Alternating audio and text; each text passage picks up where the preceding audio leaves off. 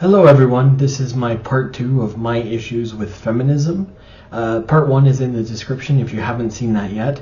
Otherwise, on to the video. This comes to my point in this whole video. Feminists only care about right and wrong, about equality, if it's the woman being affected. Feminists do not care if the male is underprivileged compared to the woman. I'll give you a great example of this. Where are the feminists when it comes to selective service in the States?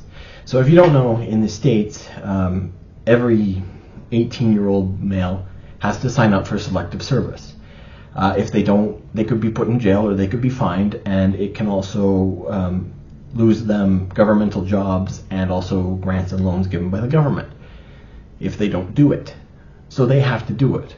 Well, interestingly, there's now been they're talking about creating a law in government in the U.S. that says women have to sign up for this selective service too. And selective service is basically, well, if anything happens and the U.S. goes to war, it's like a draft basically. You may be called into action. Well, they're saying that women now have to do it too in the name of equality. Feminists, this should be a huge celebration for you, shouldn't it? This is what you wanted. You wanted this equality. Well, guess what? You play the equality game, sometimes you'll get it. In fact, most feminists are now screaming that this is oppression. That forcing women to do this is oppressing them. Well, hold on a second, because not doing this was oppressing them, and doing this is oppressing them. I think they're just the women who cry wolf at this point. Again, this is equality. This is what equality looks like. What about divorce law?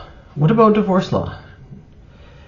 Not 98%, sorry. 80% of women enact divorce.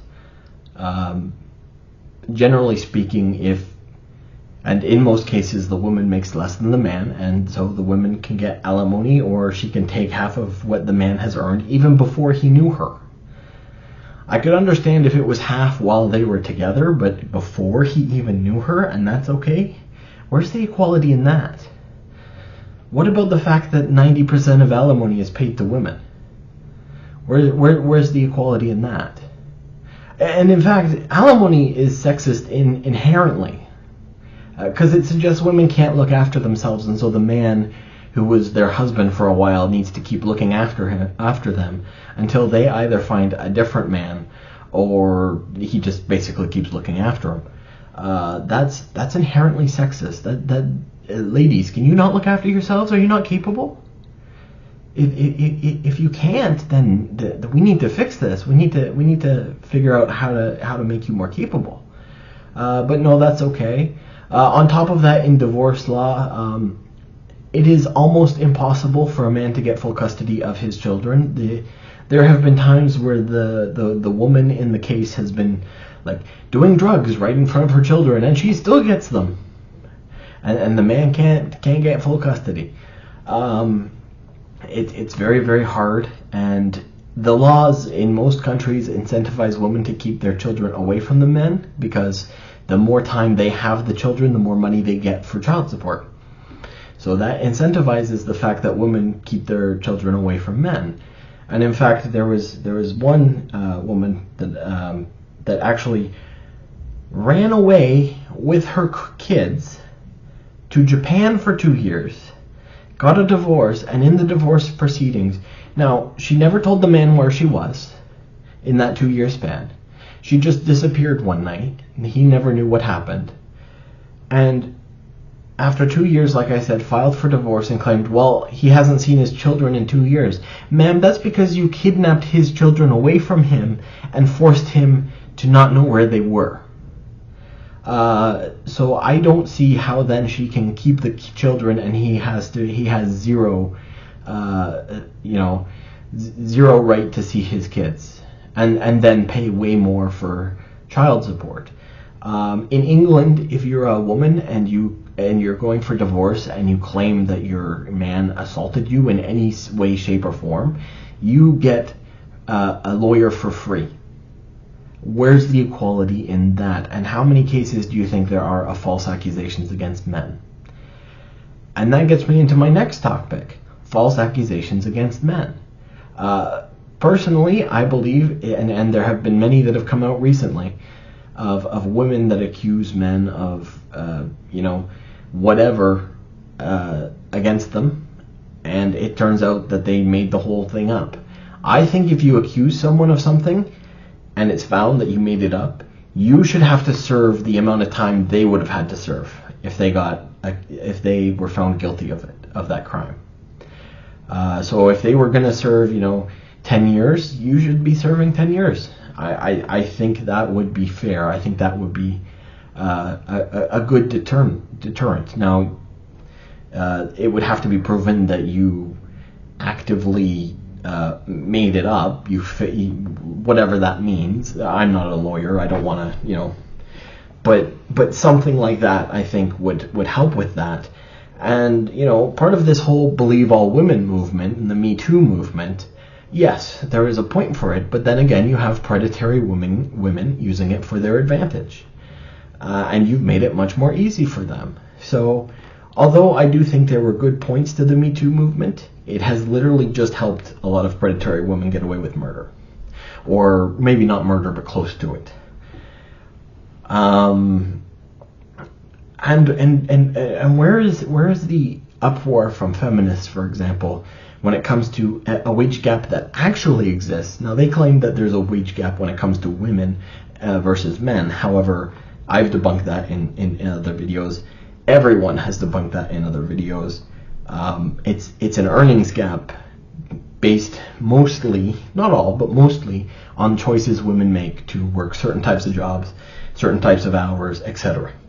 Most of that difference comes down to choice that women make, and that is what it is. That's their choices.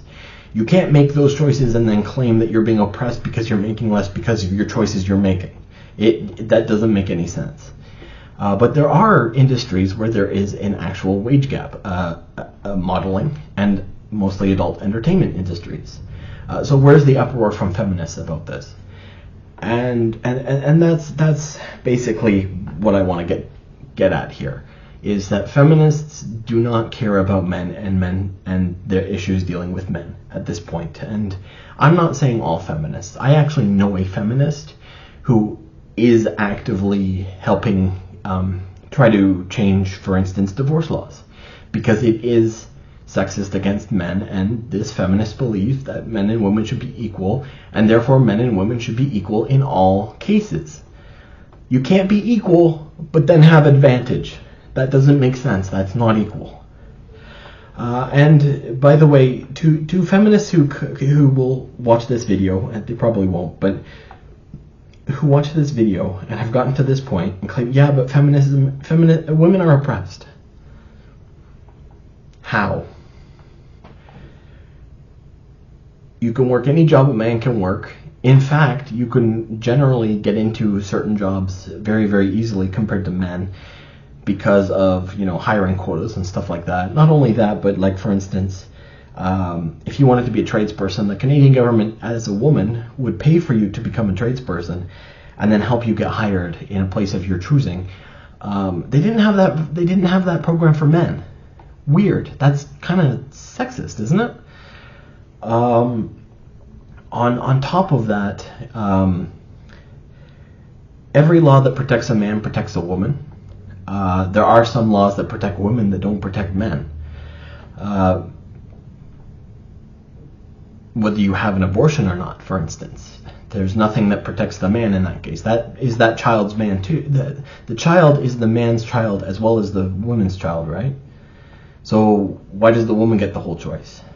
And before you complain about the repeal of Roe v. Wade, if you don't like the laws in your state, you are completely free to move to a state that you prefer the laws of. So you really can't complain about that if you're choosing to live somewhere that doesn't allow abortion.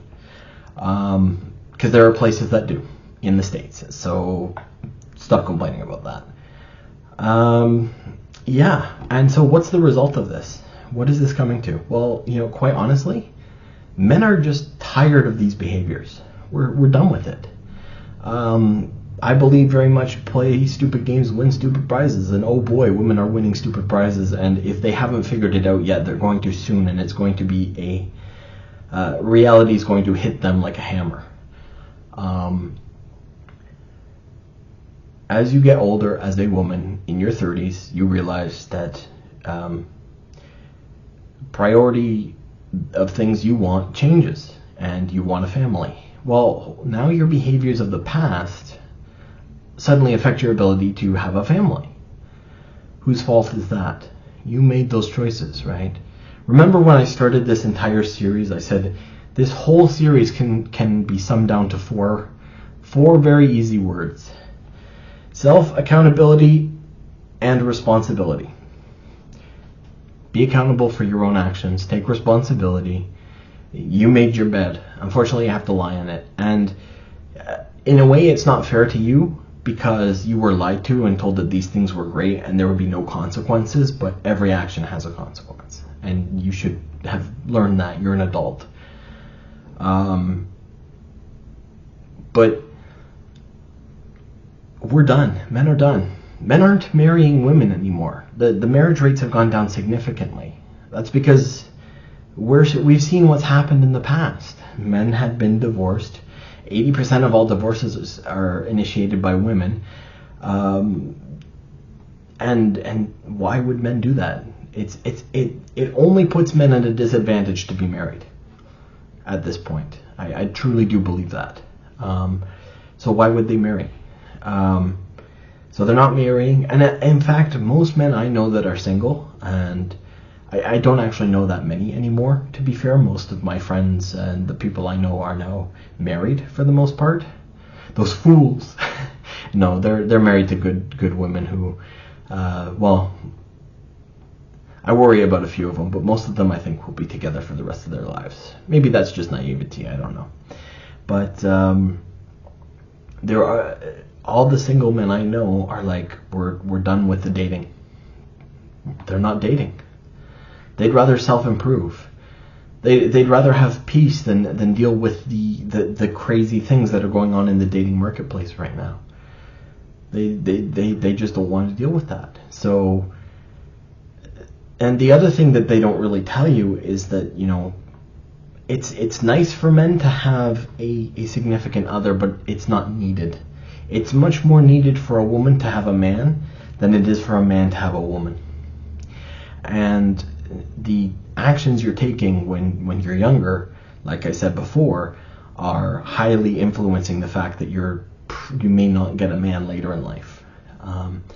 And there are numerous accounts of this on TikTok. There are numerous accounts of this on YouTube. Go check a few of them out. If you're a woman in your 20s and you're thinking of making a tough decision such as OF, or starting to become an OF model, go and check out some of these ladies in their 40s, in their 50s, in their 60s talking about what they regret in their 20s and 30s, and see that there is an absolute pattern to them, and it all comes down to choices they made. We're done as men. We're done with it, and all that means it's going to hurt women. Because we're not going to play the game. We won't do that. When a man doesn't like a woman, he'll just ghost her. Silence from men.